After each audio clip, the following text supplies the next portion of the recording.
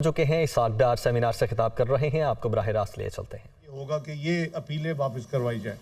ہماری انٹینٹ جو ہے کہ ہماری نیت کیا ہے، انما الاعمال بالنیات، تو ہم سب سے پہلے یہ کام کریں گے اور یہی میں نے اللہ کا فضل ہے اور اللہ کے مہربانی سے اللہ تعالیٰ نے مجھ سے یہ کام لیا، اور جب میں نے یہ کام کیا اس دن میں نے سوچا کہ وہ چھٹی کا دن تھا، اور میں نے سوچا کہ آج اس کام سے جو سب سے زیادہ خوشی اس شہر میں اس وقت کس کو ہوگی، تو میں مولانا حضرت فضل الرحمان صاحب کو ملنے چلا گیا دفتر سے اٹھ کے۔ تو ہم سب جانتے ہیں کہ ملک کا جو مالیاتی نظام ہے اس ملک کی معاشی ترقی میں انتہائی اہمیت کا حامل ہوتا ہے، اور اسی کے ذریعے اس ملک کی کاروباری برادری کی ضروریات پوری کرنے کا عمل انجام پاتا ہے۔ اس عمل میں سود پر مبنی بینکاری نظام روایتی طور پر معیشت کی مختلف مالی ضروریات کو پورا کرتا رہا ہے، اور یہ دیکھا جا سکتا ہے کہ کاروباری طبقے کے ساتھ ساتھ عوام کی جانب سے بینکاری خدمات کا استعمال جدید دور کی زندگی کی ضرورت بن چکا ہے۔ ابھی آپ نے سنی ہوگی یہ ٹرم فائنینشیل انکلوژن۔ دنیا میں یہ کوشش ہو رہی ہے کہ ریموٹسٹ جو لوگ ہیں دور دراز علاقوں میں بھی، اور جس کی کچھ آمدنی وہ کم از کم وہ بینکنگ سسٹم میں آ جائے، اس کو فائنینشیل انکلوژن کا نام دیتے ہیں۔ اور بہت ملکوں میں تو بہت زیادہ 70، 80، 90% تک جا چکے ہیں۔ اس حوالے سے بھی میں نے کافی کوشش کی، اور جو ماضی کے گورنر تھے اشرف اترا صاحب، جب میں وزیر خزانہ تھا، ہم نے اس میں کافی پروگرس کی، اور قریباً 30% سے کم ہم نے پاکستان میں مکمل جو آبادی ہے اس کو بینکاری سسٹم کے ساتھ کنیکٹ کر دیا تھا اللہ کے فضل و کرم سے، اور یہ لیڈ رول جو تھا اسٹیٹ بینک اس وقت اس نے ادا کیا تھا۔ حال ہی میں جب میں واشنگٹن گیا ہوں تو اس کام کو جو دنیا میں لیڈ کر رہا ہے یونائٹڈ نیشن کے ریپرزینٹیٹو کے طور پہ، وہ نیدرلینڈ کی کوئین میگزیما ہے، وہ ایک بینکر ہے، تو وہ پاکستان بھی اس وقت آئیں، انہوں نے اس کی، تو یہ ایک جو بینکاری کا نظام ہے یہ ایک اب زندگی کی ایک ضرورت بن چکا ہے۔ چاہے وہ آپ فاٹف آپ نے سنا ہوگا، اس کی ذکر بھی ہوا کہ ہم سراج الحق صاحب نے فرمایا گرے لسٹ میں، اور اس طرح کی جو باتیں ہیں وہ اس لیے ہے کہ جو کیش لین دین ہے اس پہ لوگوں کو شکوک ہوتے ہیں کہ معصوم لوگ تو وہ استعمال کر رہے ہیں، لیکن جو ٹیررسٹ منی ہے، جو غلط پیسہ ہے، جو نمبر 2 پیسہ ہے، وہ بھی اس کے ذریعے اس کو بھی استعمال اگر روکنا ہے تو بینکنگ نظام کے ذریعے پیمنٹس ہوں تاکہ اس کا ٹریس اور ٹریک رکھا جا سکے۔ اسلام کے مالیاتی نظام کا مقصد وسیع تر انصاف کا حصول اور مقاصد شریعہ کو عملی جامہ پہنانا ہے، تاکہ سماجی اور اقتصادی ترقی کو حاصل کیا جا سکے اور معاشرے کے تمام طبقات کی بنیادی ضروریات پوری کی جا سکے۔ شریعت نے سود کی ممانعت کی ہے، ربا ممنوع ہے، کیونکہ جب پیسہ رکھنے والے ایک شخص کو سود کی بنیاد پر زیادہ پیسہ کمانے کی اجازت دی جاتی ہے تو پھر اس کے لیے معاشی سرگرمیوں میں پیش آنے والی مشکلات کا سامنا کیے بغیر پیسہ کمانا آسان ہو جاتا ہے، جسے آپ سودی نظام کہتے ہیں۔ آپ کہہ جی یہ پیسے دے دیے، آپ منافع ہو، آپ کا کام چلے یا نہ چلے، آپ نے اتنے پیسے دینے، اور انفارچونیٹلی جو انفارمل سسٹم ہے سودی، وہ تو بہت ہی بھیانک ہے، وہ تو 40-45% اس وقت ہوتا تھا اسٹیٹ بینک کا جب ریٹ 11-12% ہوتا تھا۔ سب کو پتہ ہے، اس کو میں اسپیسیفک نام نہیں دیتا، لیکن وہ ہمارے ملک میں رائج ہے، اور بہت بیچارے جو غریب غربا ہے جن کی ایکسس بینکنگ میں نہیں ہے، کسی نے اپنی بچی کی شادی کے لیے کچھ لینا ہے، کوئی چھوٹا موٹا کاروبار کرنا ہے، وہ اس سے سب سے زیادہ ان کے اوپر وہ ایک طوفان کی طرح اور ایک بہت ہی مہنگی ایک ان کے لیے بورنگ ہوتی ہے۔ وہ سسٹم رائج ہے، لیکن آہستہ آہستہ اس کو ختم کرنا بھی بہت ضروری ہے۔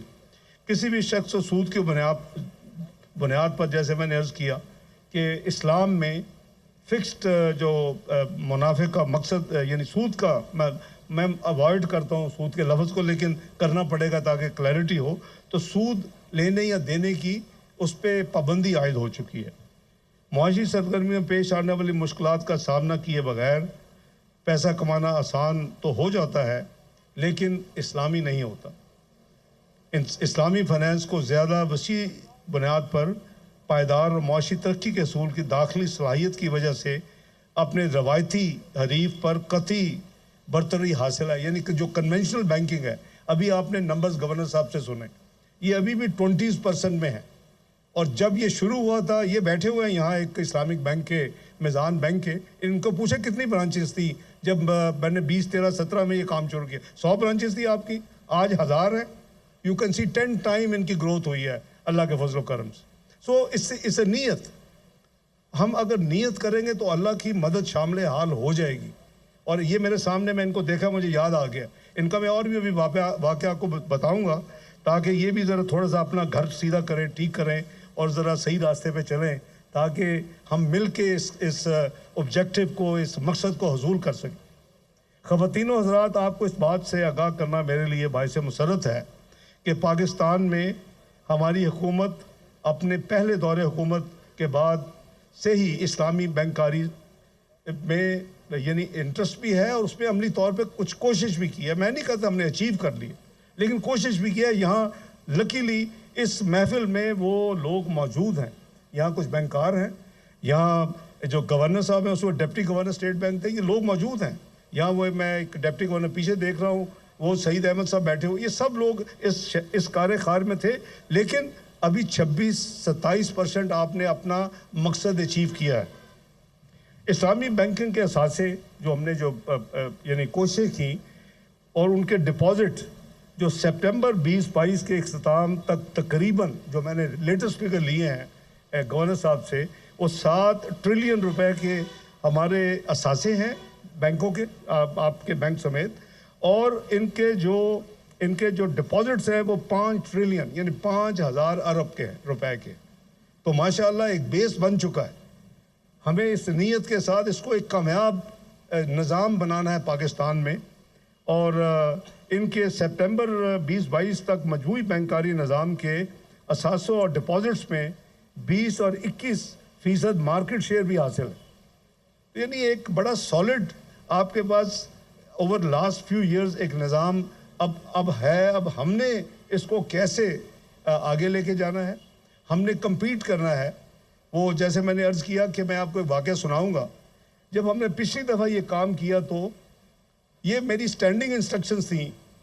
جناب سیکٹری وزیر خزانہ اس وقت ڈاکٹر وقار مسعود صاحب تھے، اور اس وقت گورنر صاحب ڈپٹی گورنر تھے، جمیل صاحب، اور سعید احمد صاحب بھی ڈپٹی گورنر تھے. میں نے ان کو کہا کہ جب بھی آپ کو پاکستان کے لیے رقم درکار ہو اور آپ اس کے لیے مارکیٹ میں جائیں تو آپ نے پہلی پریفرنس ہے کہ اسلامک جو پروڈکٹ ہے، سکوک جسے کہتے ہیں، اس کو ترجیح دیں، ان سے لیں. اگر ان کے پاس ایپیٹائٹ نہ ہو، ان کے پاس پیسے نہ ہو تو آپ کی مجبوری ہے. ظاہر ہے کہ کاروبار جو ریاست کا کاروبار تو بند نہیں ہو سکتا. اللہ کرے کہ میرے پاس کوئی ایسا میجک ہو کہ میں ایک ہفتے میں، ایک مہینے میں اس کو سارا ٹرن 5 سال بھی میں نہ لگاؤں. لیکن ریاست کا کاروبار ہے، 75 سال سے اس میں وہ یعنی انگریو ہو چکا ہے. اس کا یہی طریقہ ہے کہ ہم گریجولی لیکن سپیڈ پکڑے ذرا. تو 20-21% تو آپ کے پاس اس وقت بینکاری اسلامک آ چکی. تو ایک آکشن ہوئی، ان کی اجازت سے میں وہ شیئر کر لیتا ہوں، اجازت ہے آپ کی؟ تو مجھے سیکٹری خزانہ میرے پاس انہوں نے کہا جناب آپ کی انسٹرکشنز ہیں کہ میں پہلا جو ہے چوائس اسلامی بینکوں کو دوں اور ان سے میں پیسے لوں سکوک بیسس جو اسلامک پروڈکٹ ہے. وہ تو 2% مہنگے ہیں دوسرے بینکوں سے. میں نے ان کو تکلیف دی، یہ تشریف لائے سارے بینک حضرات. میں نے کہا کہ میں کچھ کر رہا ہوں، آپ کچھ کر رہے ہیں. میں اس کو پروموٹ کر رہا ہوں، آپ اس کو ڈیموٹ کر رہے ہیں. کہتے ہیں وہ کیسے؟ میں نے کہا بھی بڈ دیکھیں، جو اسلامک بینکنگ ہے وہ 2% زیادہ آپ ان سے جو نارمل کنونشنل بینکنگ سے چارج کریں تو اس ملک میں اسلامی بینکنگ کا رواج کیسے بڑھے گا؟ تو ان کی بڑی مہربانی. میں آج بھی مجھے یاد ہے کہ انہوں نے پھر اپنا ریٹ جو ہے سکوک کا کم کیا اور پھر ان کو وہ سیکٹری فائنانس نے انہی سے لیے. تو بات یہ ہماری نیت کی بات ہے. ہمیں اس میں پوری کوشش کرنی چاہیے. میں سمجھتا ہوں کہ سود سے پاک معاشرے کے حقیقی فوائد حاصل کرنے کے لیے اسلامک بینکنگ کے ساتھ ساتھ غیر بینکاری شعبے یعنی mutual funds, Islamic capital markets اور انشورنس کے بزنس کو بھی ترقی دینی پڑے گی، لیکن اسلامک بیسس کے اوپر۔ ابھی یہ تمام چیزیں جو ہیں mostly conventional basis interest based system کے اوپر، تو اگر ان کو بھی ہم ساتھ کوشش کر لیں، حضرت مولانا تقی عثمانی صاحب کی بہت کنٹریبیوشن ہے، مجھے پتہ ہے یہ مختلف شریعہ بورڈز فورن بینکوں میں بھی انہوں نے اپنی خدمات دی ہیں تاکہ وہ پروڈکٹ اسلامی ہے کہ نہیں اس کو یہ اسٹڈی کرتے ہیں، ان کا نالج ہے، جامعہ الازہر سے بھی ان کا رابطہ ہے۔ تو میں نہ صرف سمجھتا ہوں کہ اسلامک بینکاری کی صنعت کو ہمیں ضروری اسسٹنس دینی چاہیے، بلکہ ہمیں کوشش کرنی چاہیے کہ جتنی جلدی اور جتنا ہم ٹائم کم کر سکیں اس کو ہم اچیو کریں۔ اس ضمن میں دونوں regulators, state bank of Pakistan, آپ نے گورنر صاحب سے سن لیا انہوں نے کیا کیا اس حوالے سے کیے، اور یہ ان کا بہت پرو ایکٹیو رول تھا اس وقت 2 ڈپٹی گورنرز کا، اور جو SECP ہے ہمارا security exchange corporation of Pakistan, چونکہ وہ کارپوریٹ سیکٹر کا وہ ریگولیٹر ہے، یہ فائنینشیل ریگولیٹر ہے، وہ کارپوریٹ سیکٹر کا ریگولیٹر۔ آپ کو جتنی پاکستان میں جو کارپوریٹ سیکٹر ہے شاید 90% سے زیادہ وہ اس کو جو ریگولیٹ کرتے ہیں وہ آپ کا security exchange commission of Pakistan ہے۔ ہم نے اسی حوالے سے میں آپ کو تھوڑا سا یاد کروانا چاہتا ہوں کہ میں نے جیسے عرض کیا کہ 20 13 18 کے درمیان ہم نے ملک میں اسلامی مالیاتی نظام کو فروغ دینے کے لیے کافی اقدامات کیے۔ اس ضمن میں کیے گئے اقدامات میں سے ایک تمام اہم شراکت داروں پر مشتمل ایک اعلیٰ سطح کی ہم نے ایک اسٹیئرنگ کمیٹی بنائی۔ یہ ہم نے بنائی تھی، چند مہینے مجھے ہوئے تھے اس میں فائنانس سے بنے، دسمبر 2013 میں۔ حضرت مولانا تقی عثمانی صاحب کو یاد ہوگا گورنر ہاؤس کراچی میں ہماری میٹنگ ہوئی، میں نے عرض کیا کہ آپ اسلامک بینکنگ کا بسم اللہ کریں۔ ہم نے ان کی سربراہی میں ایک کمیٹی نوٹیفائیڈ ہے، یہ میں نے ایز فائنانس منسٹر